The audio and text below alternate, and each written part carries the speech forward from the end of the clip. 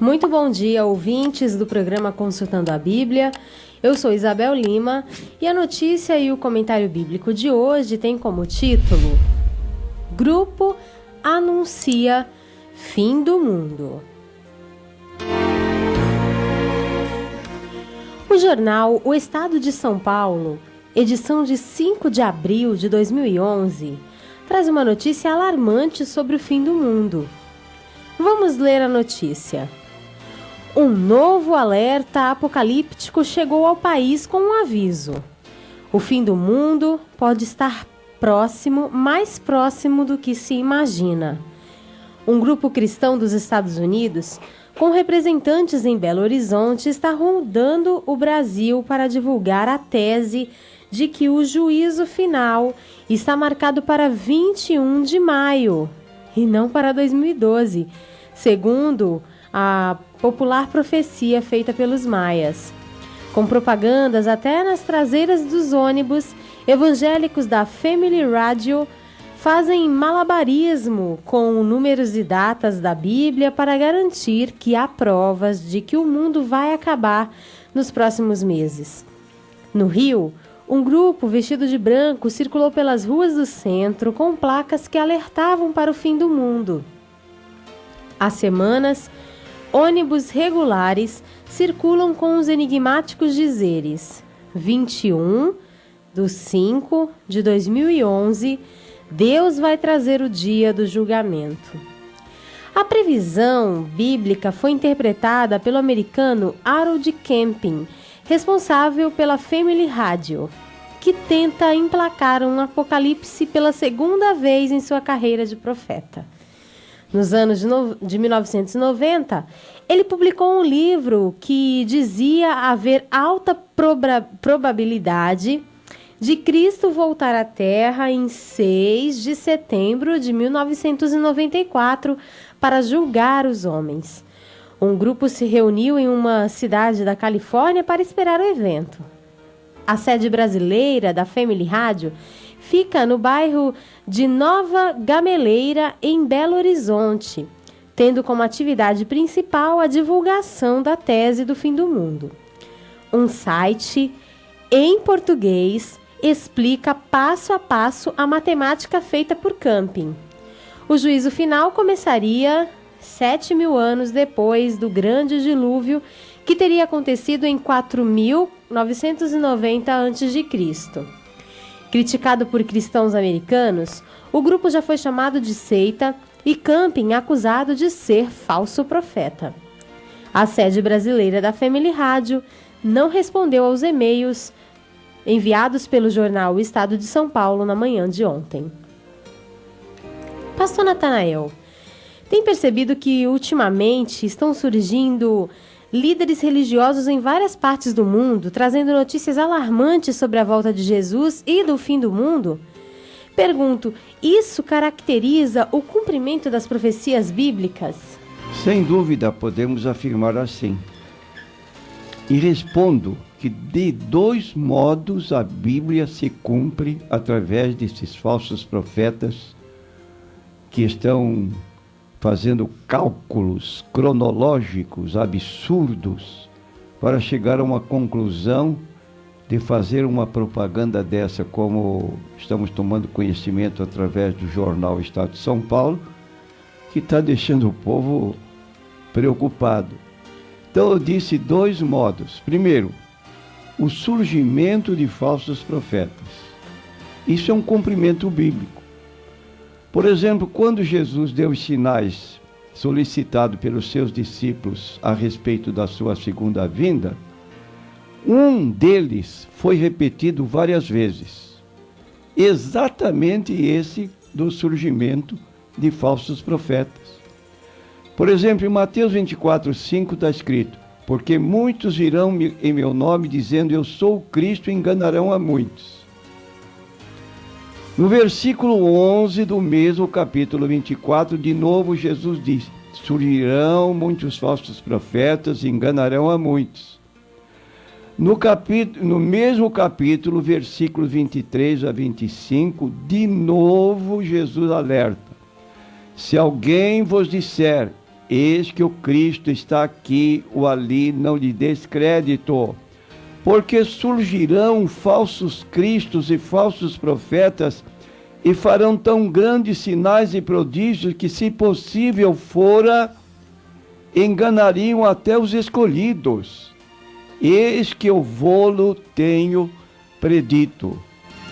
Pastor, e qual o segundo modo de reconhecer um falso profeta? É ir além do que está escrito, forçando a Bíblia a uma interpretação que ela não justifica, que ela não apoia. E isso baseado sempre em supostas revelações, visões, sonhos. Há pessoas que são teimosas em apresentar como tendo recebido revelações, visões, sonhos especiais da parte de Deus. São chamadas pessoas místicas. Agora, o apóstolo Paulo recomenda não irmos além do que está escrito. Está em 1 Coríntios, capítulo 4, versículo 6. E eu, irmãos, apliquei estas coisas por semelhança a mim e a Apolo, por amor de vós, para que em nós aprendais a não ir além do que está escrito, não vos ensoberbecendo a favor de um contra outro. E como é feito isso? Ora, Jesus não disse que o dia e a hora da sua volta era um tempo desconhecido, que ninguém saberia, porque estes cálculos cronológicos, matemáticos, mirabolantes, para chegar a uma conclusão que parece que pode se justificar o anúncio. Está em Atos, capítulo 1, versículos 6 e 7. Aqueles, pois, que se haviam reunido, perguntaram-lhe, dizendo: Senhor, restaurarás tu neste tempo o reino a Israel? E disse-lhes: Não vos compete saber os tempos ou as estações que o Pai estabeleceu pelo seu próprio poder. Acabou.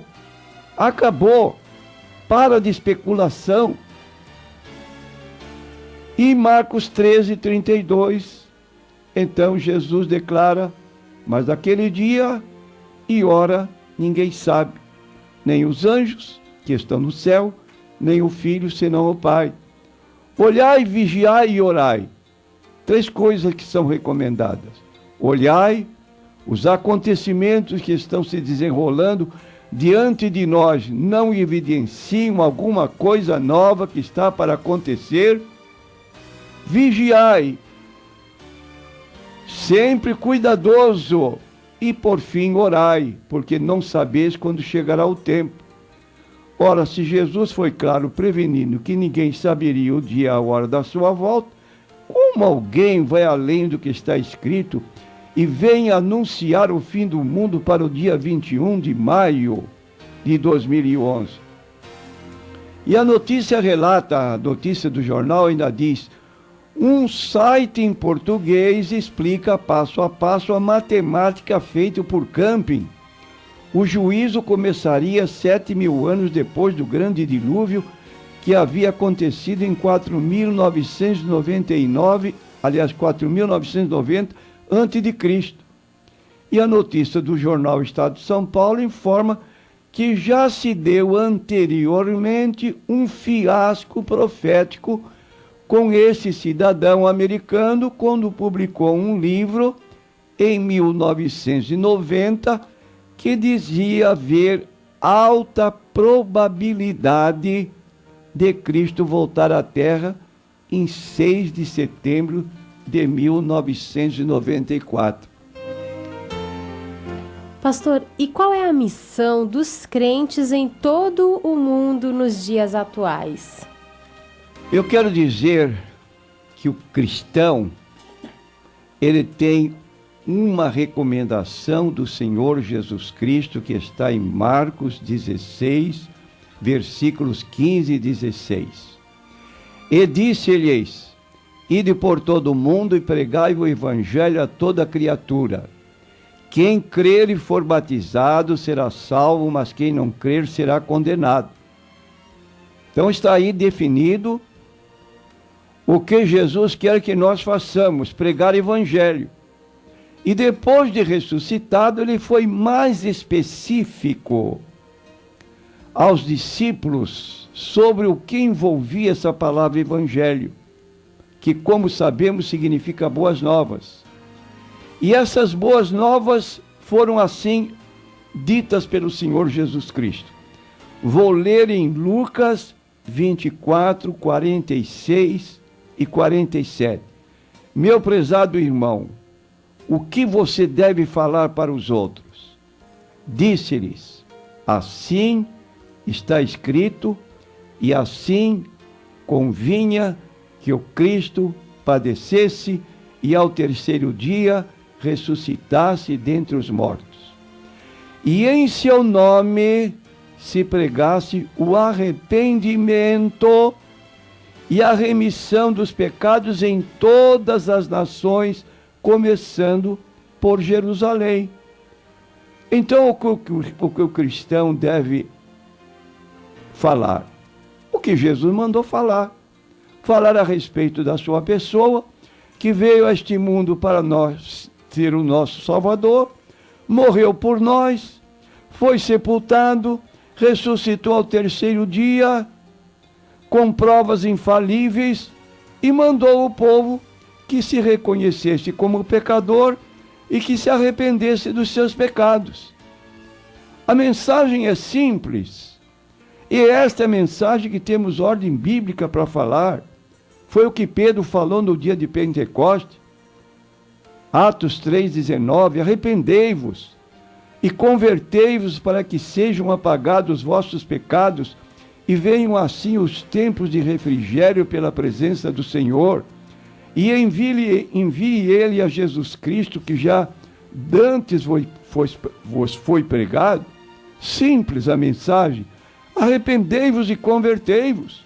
É o que diz o profeta Isaías 55, versículos 6 e 7. Converta-se do seu caminho. É a ordem de Deus. E Paulo pregou mensagem diferente? Não. Você abre a Bíblia no livro de Atos 17, versículo 30 e 31, está lá o que Paulo pregou. Mas Deus, não tendo em conta os tempos da ignorância, anuncia agora a todos os homens em todo lugar que se arrependam, porquanto tem determinado um dia em que com justiça de julgar o mundo, por meio do homem que destinou, e disso deu certeza a todos, ressuscitando-o dentre os mortos.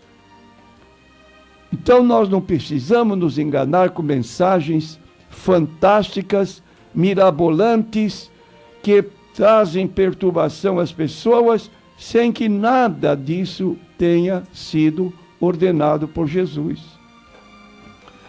E esses homens, meu prezado ouvinte, preste bem atenção, se você está ligado a algum grupo religioso, esses homens que dizem receber orientações teocráticas e que se põem a marcar datas para acontecimentos futuros, através de cálculos cronológicos, sempre vão cair no ridículo. E o que a Bíblia declara na palavra de Jesus, Mateus, capítulo 7 e versículo 15. Está ali bem claro para ninguém se deixar enganar. Acautelai-vos, porém, dos falsos profetas, que vêm até vós vestidos como ovelhas, mas interiormente são lobos devoradores. Fica longe dessa gente para não ser envolvido.